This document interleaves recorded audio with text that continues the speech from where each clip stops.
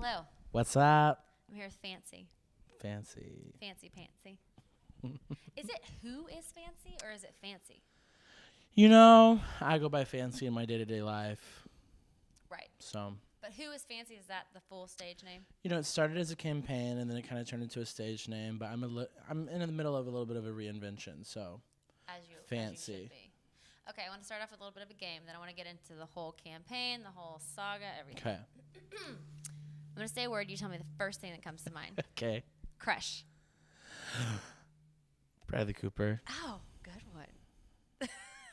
You like that rustic man. Yeah, I do. Do you know how many faces just flooded through my mind when you you said crush? Top 5. Oh man. Like I'm thinking like my celebrity ones, but then I'm also thinking about my real ones. Ooh. I can't say those. Okay, because people will actually know. Yeah. Celebrity ones, I'm like really into like, you know what, let's just keep it country. We're here in Nashville. Sorry, and there's dogs in this podcast today because we're at my house and I have 3 dogs and they're all obsessed with you. Fancy. I love them too. The feelings are mutual. They literally. If only the feelings between me and these dogs were like the men I'm about to name and me, it would be amazing. Life would be good. Okay, so tell me the top 5. Let's keep it country because Okay. I do like the cowboy rustic man. I learned that about you yesterday. Yeah, it's true. I made that cowboy blush, didn't I? Yeah, you did. I really think he's not a cowboy, but he sings country music. And I think he's so hot. Brett Eldridge. Oh yeah, he's cute. Love him. Yes. Sam Hunt. Oh my God. Like hand on the face, like sweating. He is sexy, right? He's so hot and he's so nice. Like when you meet Have you him. met him? Yeah, just briefly. And he was like so nice. Did y'all like brush each other's arms or anything? I think it was like a. Oh, like a hey man. Like, Yeah, what's up? I think it was like a like. Do you think there's any chance he could go the other way? You know, I don't like to limit myself. I don't know. I mean, I don't know. If anyone's gonna turn someone, it's you. Yeah. It's weird. The weird thing is I can't get a gay man to flirt with me to save my freaking life. Put me in a room with like 10 heterosexuals and like it's a circus. It's really weird. I don't know what it is. Okay, so we got Brett Eldridge, Sam Hunt. Yeah. I'm gonna keep it old school. Okay. I think Tim McGraw is Super sexy. so sexy, like such a DILF. Such a DILF. Yeah. And Faith is such a MILF. Yes. They're a DILF couple. Yes, Okay. they're good. They are good. Okay, anyone else? Yeah. I mean, there's a lot. There's so many. I just literally had one that I'm not gonna say. Say it. No, because I know him like really well, and then if he's like, if he watches your podcast, and I'm just gonna be like, out there. Uncomfortable. Well, I'm just not gonna say it because then I'm like losing my cool. You know what I mean? Like, Okay, you don't want to get but yeah. there's a good chance you could like hang out with Brett for real or Sam. I've met both of them. I've never like hung out with them. Right. Oh, Kip Moore's also hot. He is very good looking. Yeah, I like him He's too. got like a lot of muscles. Lots of muscles. He must work out hours. I feel like he could maybe pick me up. Totally. I think he might be a little shorter than me though. That's okay. I have a rule about heights. Oh. Yeah, if you're not 6'1", we ain't having fun. 6'1"? You need that 1 inch? I'm a tall boy. You want what if it's like a dream boat, but he's 6 feet? Come on. I don't know. 1 inch would ruin it for you? I just don't want to be taller than someone. Okay, so you like them to be the man. It's not about being the man. I want them to be like taller than me. But why? Because it's just what I'm interested in. It's what I'm attracted to. You like a manly man. Yeah, but their height doesn't mean they're manly. I've met several tall men that are not manly. So what is it about the height? I don't know. I just like it. It's like your preference. Yeah. Okay. Okay. Emmy Lou wants to make out with you. The funny thing that's happening here is Emmy Lou is my one dog who's throwing herself at Fancy, and he could care less. But Sugar is my other dog who's kind of playing hard to get, and that's the only one you want. That's the story of my life. Story of my life. Oh, my gosh. Okay, so style. Yeah? I'm saying a word. You say one word. Yeah is your one word. Oh, I forgot we were playing that game. I was like, what about it? I forgot. Yeah, you All like right. it. Let's start over. Style. Taylor Swift. Oh, good one. I love these crop tops she's doing. Well, And her I'm hair. thinking like, we never go out of style. We never go out of style. Okay. That's what I was thinking. It got like some urban in your voice. Yeah, a little bit. It's like some soul. Yeah. I love it. Okay, I want to hear all about that later. Okay, happiness. Yellow. I know you do. Your house is yellow. I love yellow. Yellow is my favorite. Bucket list.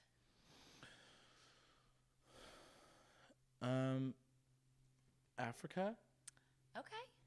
I kind of want to go to all the continents though, so maybe just travel's the word I should have said. Okay. First place Africa though. I mean, I just think that's probably the last place I could see myself. So. What do you mean the last place? Like, I don't know what I'd be doing in Africa. So like maybe if I was in Africa, I'd be like, okay, I'm seeing the world. Right. Okay. Okay. Awesome. I went to Africa on Amazing Race. It was pretty bomb. I want to do the Amazing Race. I think. You do? I Yeah. can hook you up. Yeah. Yes. I think I'd be good on it. I think you'd be great. Are you at a season in your life where you can do it? Perhaps. Okay. Let me suggest you. Okay. Okay. Great. Another casting agent's like. How much running do you really do on the Amazing Race? Wait, before we get into this. A lot. It's the most physical activity I've ever done in my whole life. Really? But a lot of people do it. Like, you can do it. You just have to mentally decide you want to do it. And sometimes, oh my gosh, go on, girls. And sometimes it's Ruby. Sometimes it is really exhausting. Yeah. Mm-hmm. Oh my God. But you could do it. You know, it'd be fun to check that off your list. Yeah, that would be a good Amazing Race. That'd be a good bucket list. We'll work thing. on that. Yeah. Yeah, it's a great way to travel the world. I'm also scared of flying though. Running and flying are like the two main ingredients of Amazing Race. Yeah. Are you allowed to take Xanax while you're on the Amazing Race? No, they're really strict about pills. You can't take any pills. Oh, well then I don't. What so about, maybe not. Yeah, maybe Amazing Race isn't my outlet. Maybe that's. Maybe you should do Survivor. Yeah. Can you do Xanax on Survivor? I don't think you can. They're really strict about like over the counter. They won't even let you do over the counter pills. Really? Yeah, I had to beg to take Unisom sleeping pill because I cannot sleep on planes. Oh, really? And that's over the counter, but it was like pulling out teeth to get that approved. Wow. Mm-hmm. That's crazy. Okay, icon. Beyonce. How does she do it? I don't know. She's perfect in every way. Every way. Every way. She's the best. She's really the best. She's the best. Do you think your dreams would be shattered if she and Jay-Z got divorced? I don't know. I don't know that my dreams would be shattered. I mean, if Beyonce hurts, I hurt. I mean, that's just like how it is. So like maybe I think I'd be upset for Beyonce, but like let's face it, she's Beyonce. How did she become Beyonce? I don't know, but did you see that? There's a GIF online of like there's a little short video clip of she was on The View and Whoopi Goldberg literally goes, she goes, "You're Beyonce," and Beyonce's response was, "Thank you." Did you see that? No. I just want to get to a phase in my life when people just say my name, I assume it's a compliment. It's just, yes, you receive it. I am. This is me. Yes, thank you. Well, you have a name like Beyonce, Fancy. Fancy, which could be a compliment. If someone's It's like, "You are fancy." Thank you. So maybe I'm there. Let's practice. You're fancy. Thank you. That hair flip is the badass. Okay. Disgusting. Fish. You don't like fish? Mm-mm. You should work on that. I used to not like fish, and now I love it. Really? Yes. It's a texture thing. Really? Yeah, it's not anything to do with the taste. I just don't like the texture. Huh. Okay. Boobs. Mm. Do you think they're gross? I don't think they're gross, but I just don't. Have you ever like seen any? Have you ever like touched any? Yeah, I've probably seen more boobs than like heterosexual men because girls just like. But you've never been interested in boobs? Nah. Not even once? Nah. You never wanted to motorboat those things? I mean, I've definitely motorboated boobs. You but have? Like, yeah, it's more for like shock and awe. I'm like my best friend Natalie Osborne. You know her. Like, yeah. There's no way I'm not gonna do that. Like. That's just like. Did you like it? I mean, there's nothing to like. It's just like. Just like blobs of fat. It's not even. It's not even like. Oh my gosh! What are we gonna do with these dogs? I don't know. Girls. I mean, look at that face. I mean, I don't know if y'all can see her face, but it's like. It's terrible. She has RBF. Resting bitch face. Yeah. She totally has resting bitch face. I don't know what to do with them. Like when we decided to do the interview over here, I forgot I had 3 dogs. I think they're adding a lot. Okay, as long as you're okay with it. Yeah, I love them. Yeah. So you motorboated boobs, and it was. Yeah, I mean, I don't. Yeah, I don't know. I'm unfazed by titties. Yeah. Do you like butts? I mean, in what context? I mean, like a good juicy butt, like a Beyonce butt. Yeah, I can appreciate like a nice butt. On boys and girls. Yeah. Okay.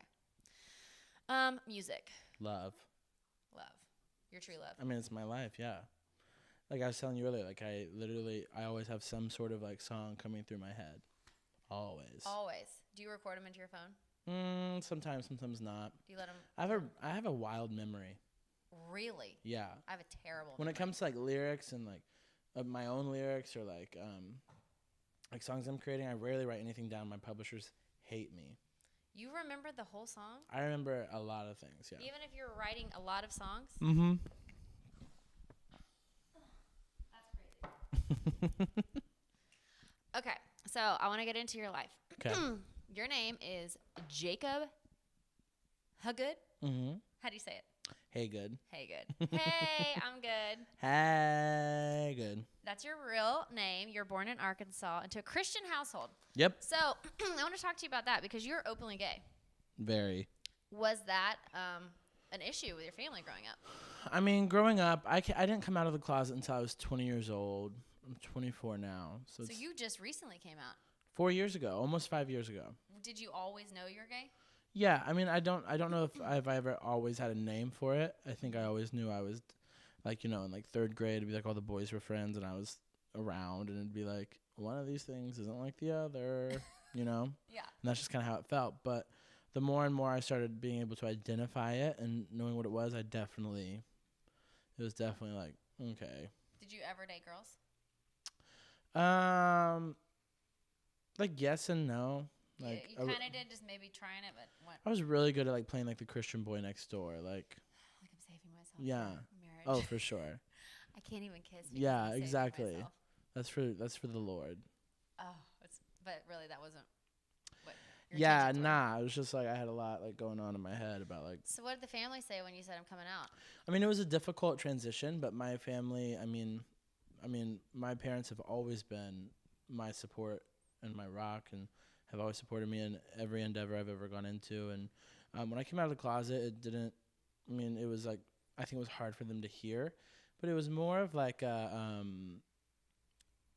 looking back at it now, it's kind of like being able to see like how close me and my family are now, and like I think it's something that brought us all closer because it opened up a whole door of like conversations that just were never had.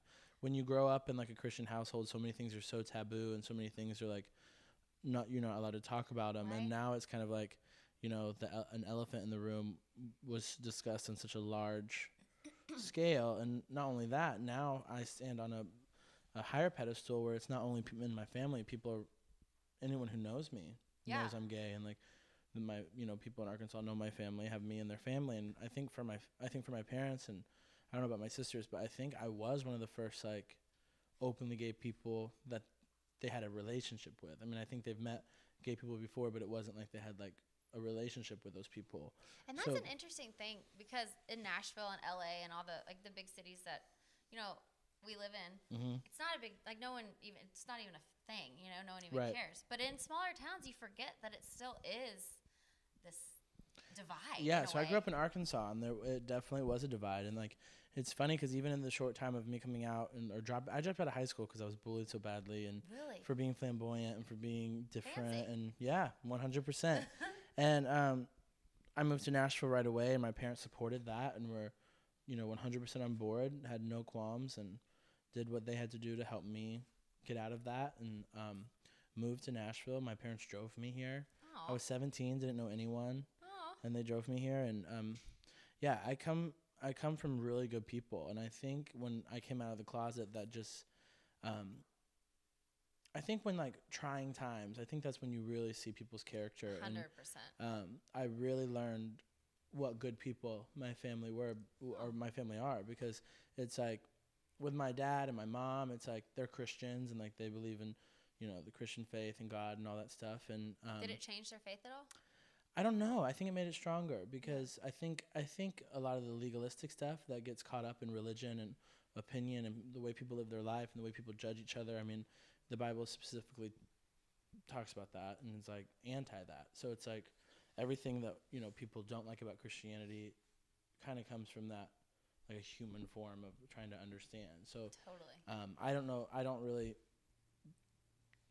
dive into all that religious stuff anymore. That's definitely like in my past. But What's your mantra? love and be loved. High five. I just want to. I just want to love people. I want to be nice. I want to be kind. I want to have a good time. Why do we have to box everyone into like put rules and boxes on people? It takes too much energy to be mean. It does. And what's the point of it anyway? Yeah. Just because someone's different than you? Yeah. I have a hard time with that too. But that being said, I do respect all religions, Absolutely. all faith, and if anyone's dogma, I totally am respectful. And You're just doing in fact, I look up to my parents more now because I really feel like they put their faith to the test when I came out of the closet, and truly, I feel like truly showed, what they say they believe. I feel like they were walking the talk, and it was like you don't often see that. That's awesome. Yeah, and so I have a giant amount of respect for my parents and a very deep love for them, and I know it's a vice versa. I talk to my dad and my mom every day on the phone. Aw. Yeah. That's the best. I know. And good for you for just going for it and putting it out there and being authentic to yourself. yourself. Well, I moved home for like 3 months. So I lived in Nashville when I came out, and it was hard. So I was kind of like, I didn't know if I was like, there's no real way to like deal with this like head on. Mm-hmm. So I just moved home for 3 months and dealt with it head on. And that's the way to do it. Yeah, we're all better for it. I think the longer you live with like suppressing yourself, the more it comes out sideways. Oh, for sure. Mhm. Yeah. So go you. Okay, so I want to get to your music video, which you cover a lot of topics in. Yeah. And Goodbye. Before that, I kind of start at the beginning. Okay. I'm very like OCD. I don't want to miss a step. So you got your stage name Fancy because you worked at Forever 21, and that's when you had come out and like into your own, and you started wearing makeup and like painting your nails and being fabulous and fancy. For sure, Forever 21 was definitely like a. I love that Forever 21 is like a huge part of your story. Yeah, so it was definitely like the first like safe place. 'Cause you can be whatever you want there. Well, yeah, I mean like it's just an environment where like fashion's like the big thing, and like you're able to just like express yourself, and like it was the first time I was around like other openly gay men like my whole life, and I mean obviously growing up in Arkansas I wasn't around that, and then when I moved here I went to a Christian college, so like I wasn't around it, and then this was the first place where I really had like openly gay friends, and it was kind of like I remember one of my managers was joking with me because like the first like 2 or 3 weeks I worked there I kept being like I'm gay, right? And I just like kept saying it, and she. Did it feel so good? Yeah, because I just wanted everyone to know. I would like meet people and be like, "Well, I'm gay," and like everyone was just kind of like, "No shit," like, duh. We got it. Yeah, and it was just kind of funny because my manager was like, "Hey, you don't really have to tell people that," and I was like, "I just feel like they need to know." Like I was so passionate about just like because it was the first place, yeah. And then in turn, like I was trying to do the whole music thing, and like my Forever 21 peeps that were there. I mean. The first year I worked there was just so amazing. I worked in the Cool Springs one, and the whole crew was just, I mean, we worked together, we partied together. I mean, it was just like a... And that store's magical, I'm sorry. Yeah, I mean, it was just... It makes cheap look expensive. Yeah, I like Forever 21. It was just like a really great place for me to really start discovering who I am, because when you're like 19, 20, and like, that's just a crucial part of like finding yourself, and there was so much going on for me as a 20-year-old. Just came out of the closet. Like there was just so much going on in my head and my life, and to have that outlet and those people around me that were just kind of so carefree and non-judgmental and just fun and living life in the big city of Nashville, because Nashville was a big city to me. Yeah, I still think it's a big city. Yeah, when I moved from Arkansas, I was like, I don't think I had driven on a highway before I moved here. Wow. So crazy, yeah. So it was just a really cool like launching pad for me, and as I was trying to do the whole music thing, all the conversations around town always had to deal with my sexuality. Well, that kind of thing. And it was just like, I was trying to think like to myself, like, how can I get around that? Like, what is something I can do to like make it a null and void like thing? So what was it?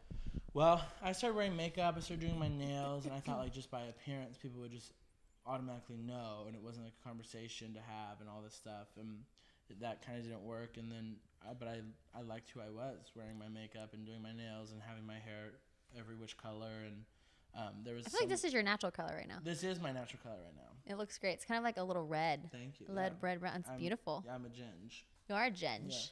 Yeah.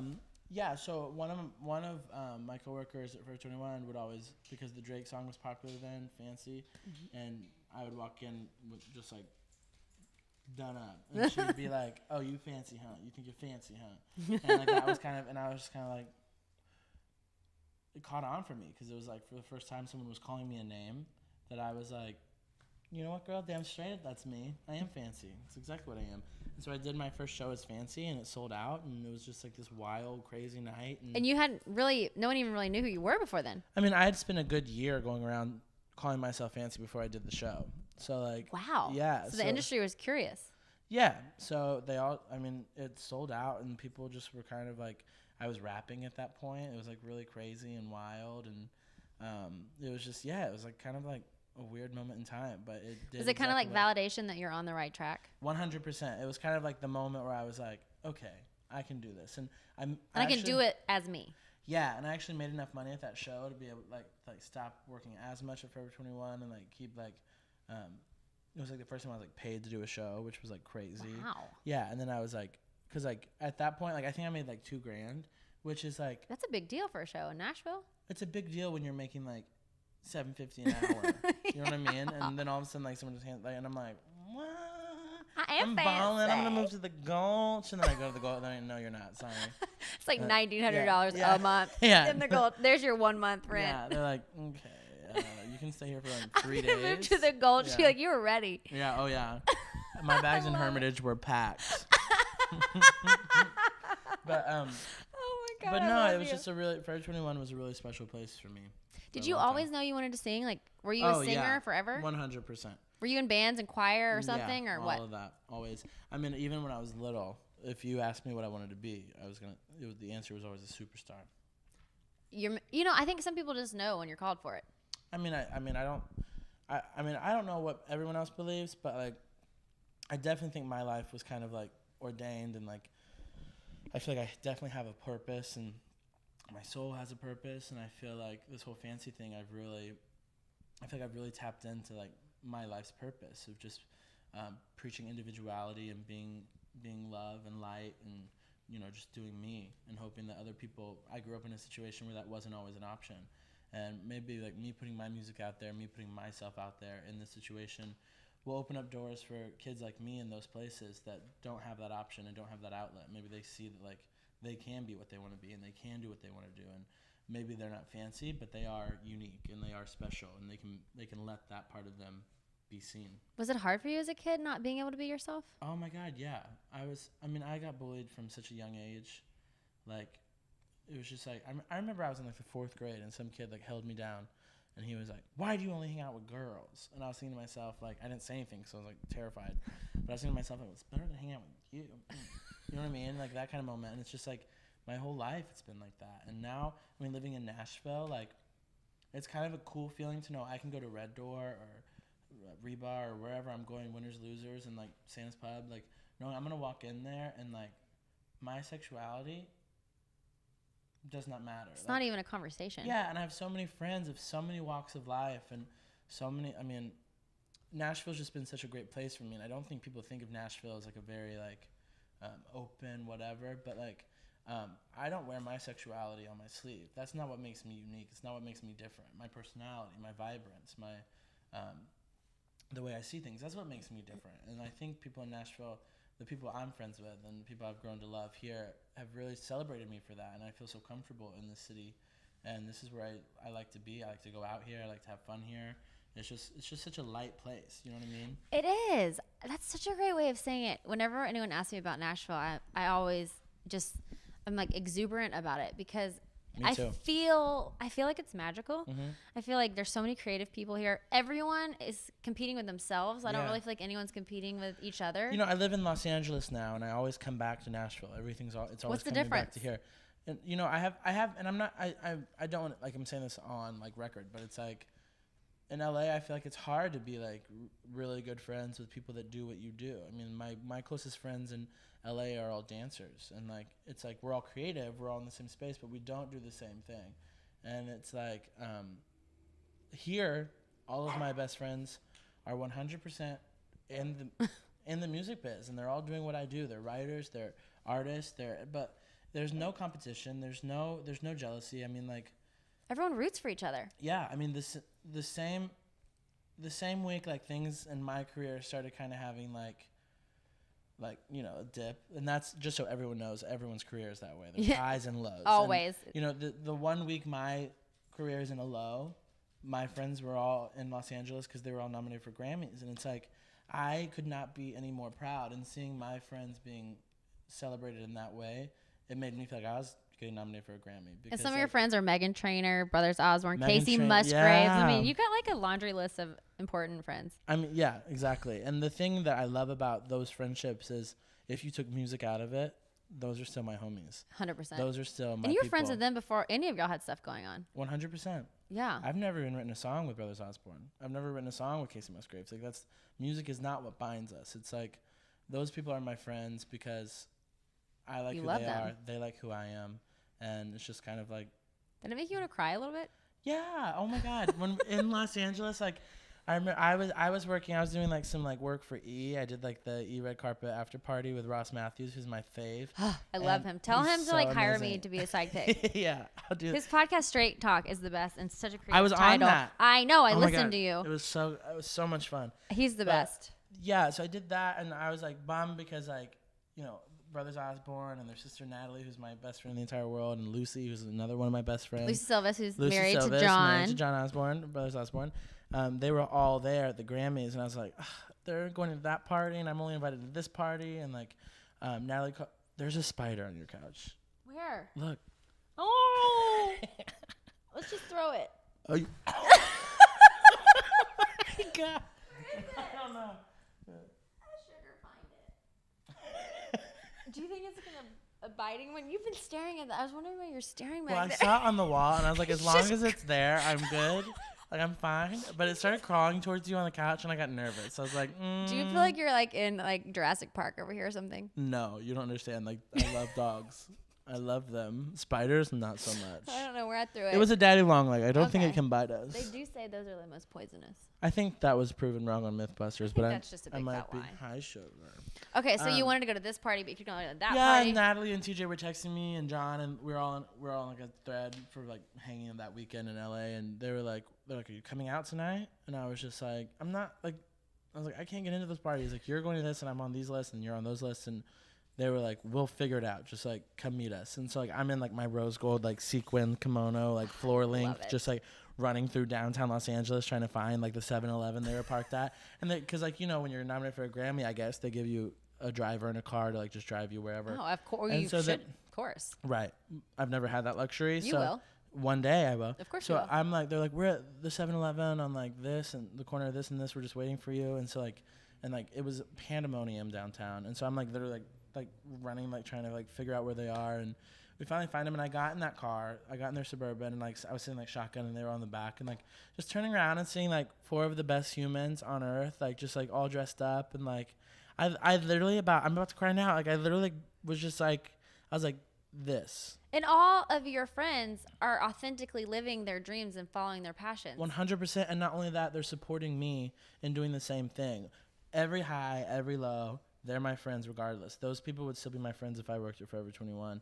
And that's what's beautiful about it, is like I got in that car, and like just knowing the week I had and the month I've had, and like it's been low, you know. It hasn't been the most like glamorous of times, and to get in that car and to know that those people that are like so talented and so like just crazy good, you know, they were sitting at a 7-Eleven waiting on my ass to get there before they went to that party. It just, I don't know. It's the point. It's the point of life. Exactly. I was like, this and this moment. This is it. This is what matters. And this is it. And No you're all record doing it deal, together. No record deal, no management company, no song, nothing could take this moment from me. Mm-hmm. Because those things are temporary. This is what matters, you know? I love that. Yeah. And I love y'all's group of friends. I admire you guys from afar. I'm trying to weasel my way in there a little You're bit. in, girl. Come on in. Okay. We're very welcoming. I know. Okay, Yeah. well, I'll just start showing up. Don't tell me twice. Well, I'll start texting you, yeah. Okay. So, do you think besides, I have so many questions I want to ask you. Okay. I was going to talk to you about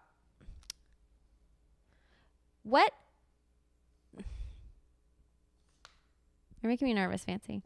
You were discovered by Scooter Braun, who's Justin Bieber's manager, Scott Borchetta, and Dr. Luke. How did that happen? You know, girl, I think like I said Because that's earlier, a trilogy of intense so talent. Big Machine signed me first. I was signed as a writer to Big Machine. They put me in a joint venture with Dr. Luke. I started writing with Luke. What about that scandal going on with him?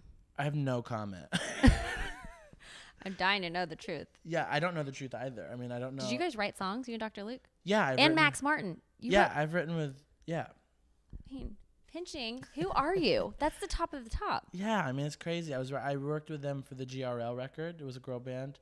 And I worked with them on that project. And it was an amazing time. I learned a lot about who I am as a writer and even furthermore an artist and what I wanted. And I talked to Dr. Luke and Big Machine, even though they weren't quite sure about my artist ambition and all that stuff. I mean, Big Machine's always been super supportive of me no matter what. So they found you as a writer first, Big Machine. Well, I was an artist doing my shows as a rapper. And was this big show that you had your $2,000? That's where Big Machine saw you? Well, it was like 3 shows after that. Okay. This is where they found me. And I'd met with Mike a couple times before, and he's just an amazing person. And so he signed me to Big Machine Music, and then Mike Molinar, yeah. He runs the publishing over there. Runs publishing at Big Machine. He's a badass. And then he's the best. And he signed me to the joint venture with Dr. Luke. Okay, so how did that happen? They had been talking about starting a joint venture. Becca Tishker, who runs prescription music. She's Luke. the best. She's wonderful.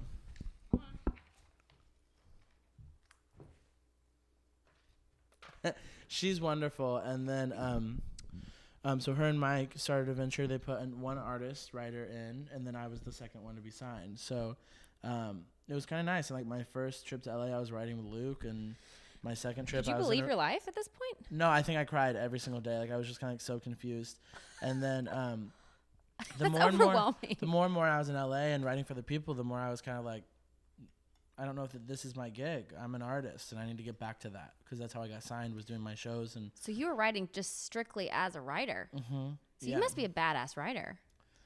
I mean, to hang with Dr. Luke and be in rooms with other artists and Max, I mean, you must hold your weight. You know, I love writing. It's one of my passions, but I write my stories, you know? Mm-hmm. So it's like I have a hard time giving those stories to other people. And when the stars align and like the situation's right, like of course I write for other people, and if I'm passionate about projects, I obviously definitely want to write on them. And but yeah, I just had my own artist ambition, and that was very important to me and always will be. So I convinced them to do a showcase, and then at that showcase, my first show in LA, it was at Hotel Cafe, which is a very big deal. It's like the up and coming people go, isn't it? Everyone's performed there, everyone. Mm-hmm. So I did it there, and it was a great crowd, and a lot of people came out. And that week, my one of Scooter's managers on his company reached out, and we went and met, and that's where I signed there. And did it happen quickly?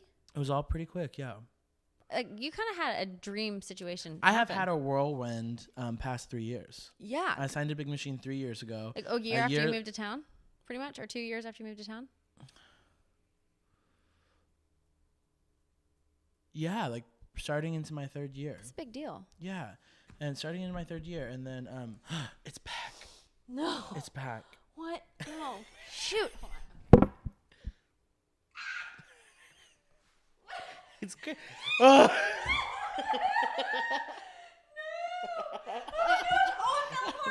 apart. Oh, I killed it. Oh my gosh, I was not trying to kill it, for the record. I really wasn't. I was trying to save it. I was not trying to kill it. I'm going to put it outside just in case it lives. I didn't mean to kill a spider. Oh my gosh. That's so funny. Okay, everyone, it's fine. Are you afraid of spiders? I hate spiders. Think you really do? Yeah. Okay. Oh my gosh. So that happened really fast for you. Because not everyone has it happen that fast. I mean, yeah. So you clearly got to your authentic self quickly. I feel like sometimes people have to get to town, explore for a while, try things on.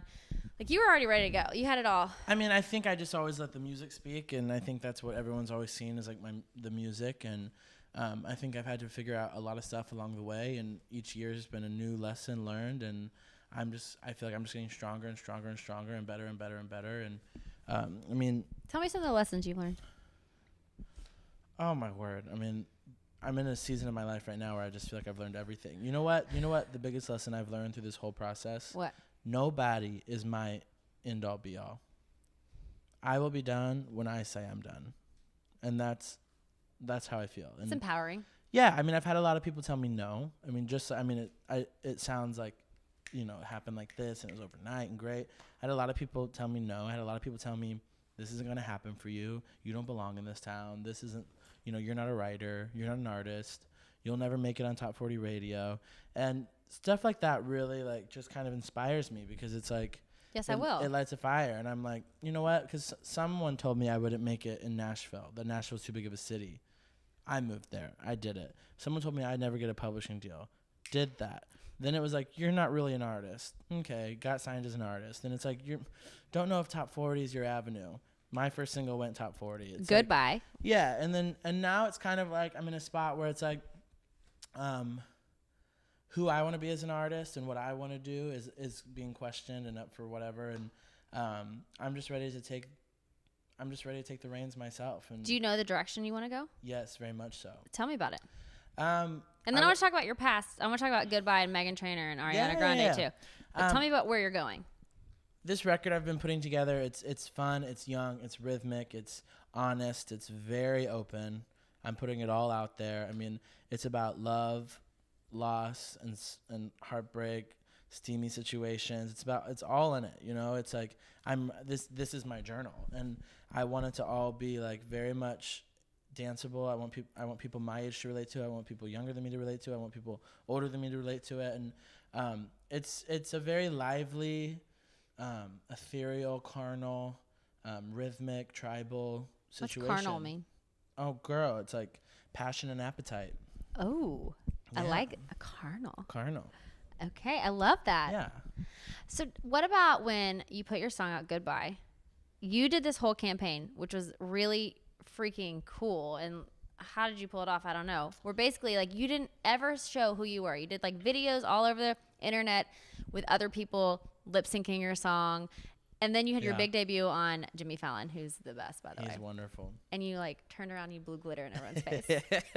And I was like, here is fancy. But after, like, months of no one knowing who you were. Right. How did you come up with that plan? That plan was decided once I signed to Scooter Braun at SP Projects and my then manager Olivia, and Republic, and it was the marketing plan that got put in place. And did you like that marketing plan? Yeah, I really loved the idea of it not being about anything other than the song and the music, and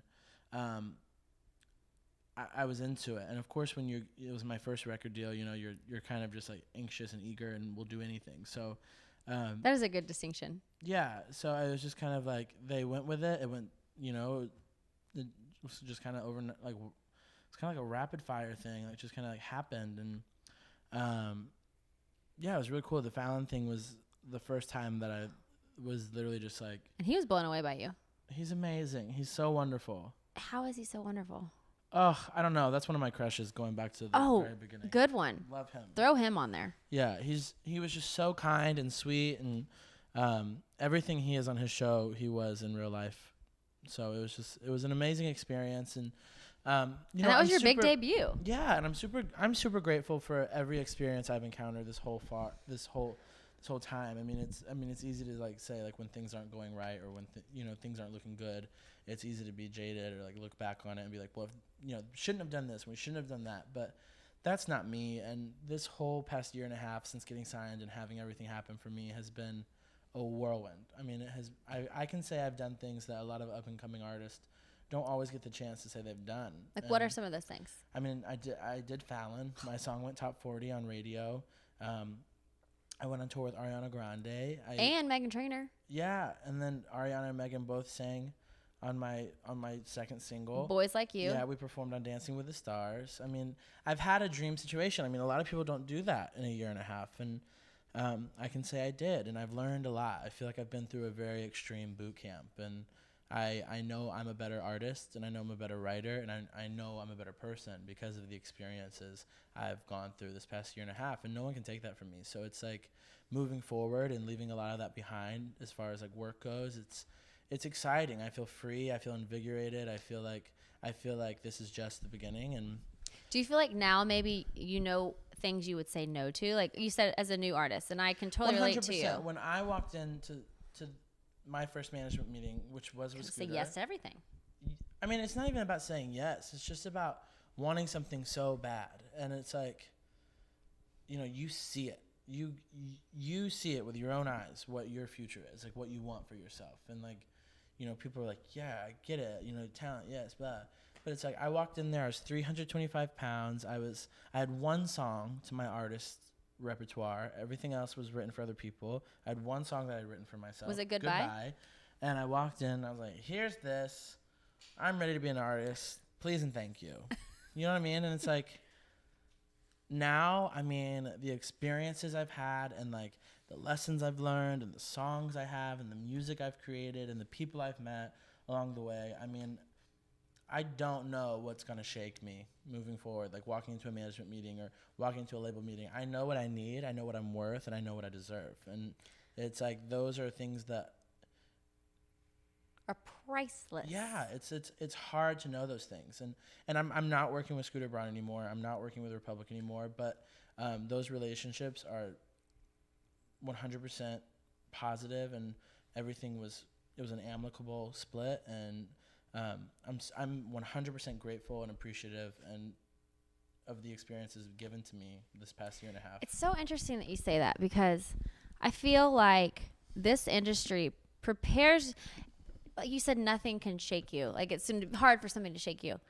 This industry throws you into so many situations with so many walks of life. Mm-hmm. I feel like a big thing that happened to me was I had to let go of like trying to control stuff or trying to control outcomes or trying to like, you know, have my hand like heavily on stuff, because there's so many moving pieces when you're really committed to the entertainment industry. Definitely. Do you feel like you've like learned how to just kind of surrender it over, like work hard? I mean, so much of the process, I mean, literally while my song was on radio, I was underground, like not even allowed to talk about who I was. And I mean, that's a hard process. And like, it was like, I kept remembering if I can get through this, I'm good. And then there'd be one more thing that was just like rattled me to the core. And then there'd be, after I got through that, there'd be another thing that just rattled me to the core. And after that, something else. And after that, something else. And having friends like Meghan, Trainor, and Brothers Osborne and Casey, I mean, I've seen all of them go through similar situations, you know? And so it's like, I've learned a lot from a lot of people who are way greater than me and have done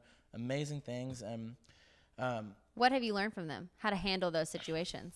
I mean, just knowing that my situation is not uncommon, and things I'm going through aren't like unique to me. And I have a bad habit, as I think a lot of artists and creative people do, to make things personal. And it's like, this is an attack on me, when it's like, no, it's not. This is what's happening currently. And if it wasn't you, it'd be this person, or it has happened to everyone else. And just knowing that like everyone's road has been bumpy. It's not, no one's road to success was gold, you know? It's like ever. It's always high, like we talked about earlier. It's highs and lows, and being able to see my friends go through those highs and lows. I mean, Brothers Osborne just celebrated their first #1, and it's like that was a long road for them. A very long road, and it's so inspiring to me when that song went #1, when they got nominated for a Grammy. As someone who's watching from afar, it's like, it makes me want to go to the studio and work a little bit harder. It makes me want to go to those meetings and listen a little more intently. It makes me want to work on myself and my art and my passion and your vision. Yeah, it makes me want to go there. It makes me want to like continue. When so many times this industry puts stuff on you that you're just kind of like, I could do without this. Like, what is this? Like, this is not what I signed up for. But don't you think 90% of it is not what we signed up for? 100%. It's like no one knows that. Break that down. Yeah. Like, there's all this stuff that goes with being an artist that no one knows about. That's not glamorous. Yeah, it's like glamorous bullshit, bullshit, bullshit, bullshit, bullshit, bullshit, bullshit, more bullshit, bullshit, bullshit, glamour, bullshit, bullshit, bullshit, bullshit, bullshit, bullshit, glamour, bullshit, bullshit, bullshit, bullshit, bullshit. You know what Everyone I mean? thinks you get a record deal and your life is just made in the shade. Yeah, and I mean, and it's awesome. Don't get me wrong. 100%. I was gonna say, it's like there's nothing else in this world I'd rather be doing than what I'm doing now. In every high and every low, I try to remind myself that. But I mean, there's just some situations that happen where you're just kind of like, because I am a writer, I could pack all this up. I could go be in Nashville, in a city I love, with the people I love, and write songs every day, and that could be my life. You'd be happy. And I would be happy. But you feel you're being called to do this. I think I have something that I have to do, and I'm not going to stop until I've done it. Speaking of your platform, one really awesome thing you did with your music video Goodbye, you really covered some serious topics. Mm-hmm. Why? What made you want to do that? Because that's a big, brave, awesome move that you did. You hit on a lot of things. I'm so tired of, in this industry and in this world, people getting to have opinions about other people based off things that don't pertain to them. Yeah. It's like someone wants to talk about my sexuality, my femininity, my flamboyancy. They want to talk about me having makeup. But what I want to know is me having any of that. What does that have to do with anyone else? And when getting signed and all this stuff and talking about it, it's like, everyone's making, what is middle America going to think? Or what is so-and-so going to think? Or like, what about this? And it's like, I just think it's so interesting growing up in middle America and that being my life, like thinking about how much weight gets put on people's appearance, people's sexuality, people's gender. Tell me about your music video. What did you cover in that? Yeah, so we had 3 different people, actors, pretend to be me, but they were all in different ways. They were not acceptable to the standard of what a pop star is. We had a girl who was so much fun on set, and she was just so kind, but she was a bigger woman, and she walks in her sweats and like just walks in, and then through the process they turn her into this like glamorous diva, and it's like there's another one who his name's Marcus, and he walked in as a woman. He walked in as his like how he sees himself, and I think his woman's name is Daniela. Ooh, I like that. I mean, he's a beautiful woman and a beautiful man. It's kind of crazy. And through that process of him going through the video, you see them turn him into a cowboy. And then the third one was this kid who's just like tattooed up, like walks in, and then just kind of like a street kid. And then they cover his tattoos up with an airbrush, and then make him into like a Justin Bieber lookalike. So basically, it's saying they're turning someone's what they originally are and their authentic self into something that's acceptable. Yeah. And you're kind of saying like, I'm done with that. You know what I'm saying? That's not okay, is what I'm saying. And with the Goodbye thing, I think a lot of people listen to it, and obviously I wrote it when I was going through a relationship plunder, but it's like there's a lot of things that we allow in our lives that we do need to say goodbye to, and other people's opinions is kind of one of the biggest ones. I feel so much free now that I just do not give a shit what people think about me. I don't. And when was that turning point for you? When I became fancy. So it was like an evolution. It literally was like a 1 million pound weight lifted off of me.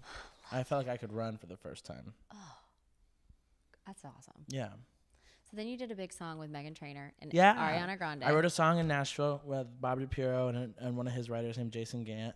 And it was my favorite song. And when I got signed, I literally demanded that this song was on my record, or I was allowed to sing it, because it was about boys. Boys and like you. was like, I don't know. Yeah, and Scooter and everyone on board at the time. Because that was probably the most like out there song saying 100%. Because even Sam Smith, he didn't like outwardly talk about sex, like the gender. Yeah, I am in no way ambiguous. I never want to be hushed. I'm like I said earlier, these songs are my journals, and as we covered earlier about crushes, I have a lot of them, and I make common mistakes with every single boy, and it's just kind of like I literally walked into Bob's writing room and was just kind of like talking about it, and he was like, well, you need to stop falling for boys like that.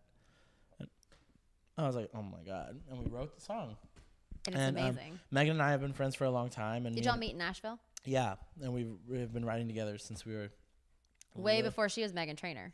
I mean, yeah, for sure. I still have an email in my Gmail account from where she's like, yo, and if you know Meghan, it's yo. I don't know if I want to be an artist or anything, but if I do decide to do it, this would be my song, and it's all about that bass. Are you kidding me? Literally, yeah. I mean, it's like And then like at the Grammys, she's like best new artist, and it's just kind of like, I guess she decided to be an artist. listen, cool shit happens to really cool people, and it's like it's inspiring to me, and it's like Meghan's road hasn't been like paved with gold, and I mean, she's a real cool chick, and so it was really nice to have her on this song. And at first it was just her and I, and then at the time me and Ariana had the same manager and the same label, and they were like, what if this was like your bang bang moment? And they asked me if I'd write a third verse for Ariana, so I did. And that weekend I was in the studio with Ariana Grande. And was that amazing? yeah, I mean, Ariana's an amazing. She's just so funny, and she's fun to be around. And she can do so many impersonations. She's hysterical. I mean, yeah, she really can. I would hate to know what her impersonation of me is. It's probably fabulous. I mean, maybe. I don't know. It has to be. But she was a lot of fun to be with, and the three of us together is just, they're both friends, so it's really cool. Was that a surreal moment in your life? Oh, yeah. Dancing with the Stars, when it was like the three of us, I was just kind of like, what is life? Yeah, don't know. Just going with it. Yeah, but it's one of those things. It's like, I think 2 years ago, people would have told me that wouldn't be possible, and it happened, and I'm just super grateful for it. I mean, both Meghan and Ariana have been amazing to me and have supported me in like a really big way, and so they've just been really good friends to me in real life and in my career. So, super thankful for them.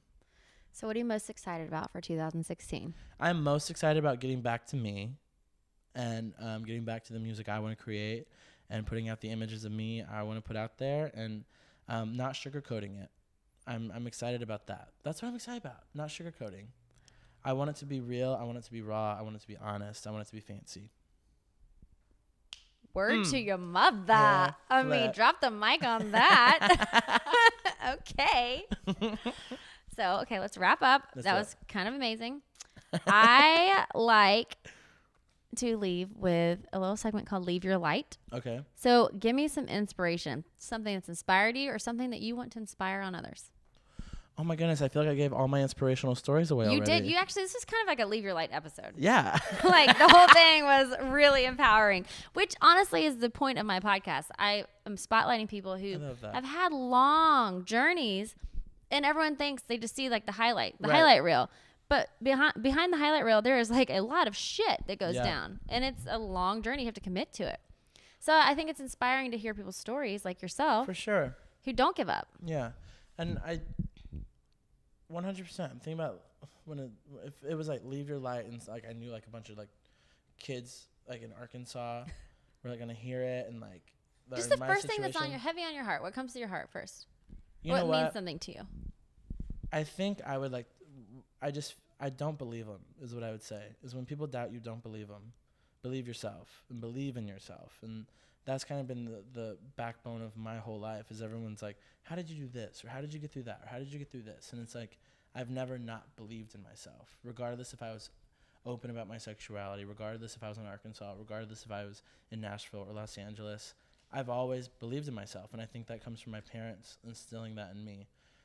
You got to write that too. Don't believe them. Yeah. I just don't believe people who don't understand my vision, who don't see it and speak doubt. I don't believe in speaking doubt to anyone. I think it's our job as people to lift people up and to make people feel magical and to make them like realize that they're best versions of themselves, because so many people have done that for me. And it's like, I feel like that's the kind of person I want to be. And when people don't speak that way, when people speak negative, when people are hurtful, speak doubt into others, I don't believe it. It's not worth my time. I love that. And that's not the legacy you're trying to leave. No. Fancy. Not me. Fancy. Fancy, you're the greatest human on earth. Oh my God. I think you might be. No. I feel like you have I feel like you have a big message to share. I believe I do too. And I'm really excited about this album that's coming together, and just opportunities that are around the corner. They're coming. Yeah. They're all there. I feel them. I can smell them. They're so close. Okay, we're wrapping up. You did your light. But, like, don't you really believe that? I feel like, talk about this just a little bit, Fran. Creative people, I think especially, can feel stuff coming. Like, it's like you see it almost happening. And that's not hippy-dippy voodoo shit. No. I mean, I think everything happens for a reason. I mean, nothing in my life has been unanswered. It's like, this happens in the moment. I'm like, why is this happening? And then in a very short time, it's kind of like, oh. And I really believe that thing, like one door shuts and a window opens. And my life experience has been like a door shuts and like the house falls down. And I'm like, good to go. Like, it's like I can go anywhere. So it's like, that's what I feel right now. I see all the windows opening, and I'm just ready to like climb through. And don't believe him. Don't believe him. Okay, Fancy. He's the best. Thank you for having me. Thanks for coming. Thanks for all the dogs participating. Okay, bye.